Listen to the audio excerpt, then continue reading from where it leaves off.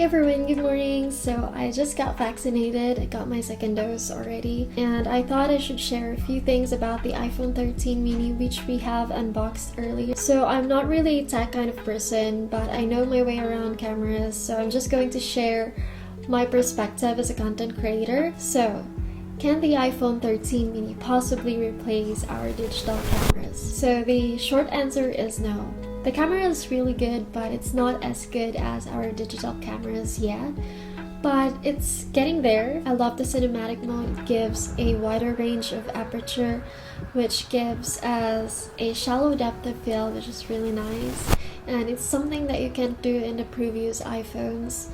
I mean, you can do it in portrait mode, but only in photos. So having it in videos is really nice. So if you are a starting content creator and you are tight on budget and would like to keep your equipment really handy, then iPhone 13 mini is good enough. You can use it for all around. You can use it for shooting and editing.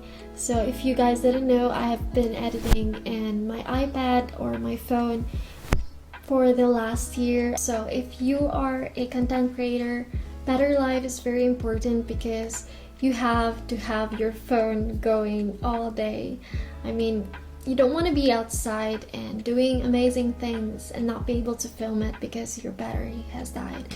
I personally have 5 batteries in my camera just so I wouldn't run out of battery while outside. And now let's go with the cons. So it still cannot replace our high-end digital cameras, but again, if you are a starting creator and you have a budget to keep, the iPhone 13 mini is a really good investment because it can do all around. It can do filming, editing, doing thumbnails and all that, and also again it's very handy. And I think the second and the last con of the iPhone 13 mini is the smaller screen. As someone who loves taking videos, I love watching my videos in a big screen or bigger screen, so it might be a downside of the iPhone 13 mini, but I think that's just preference as well, and you can easily get away with it.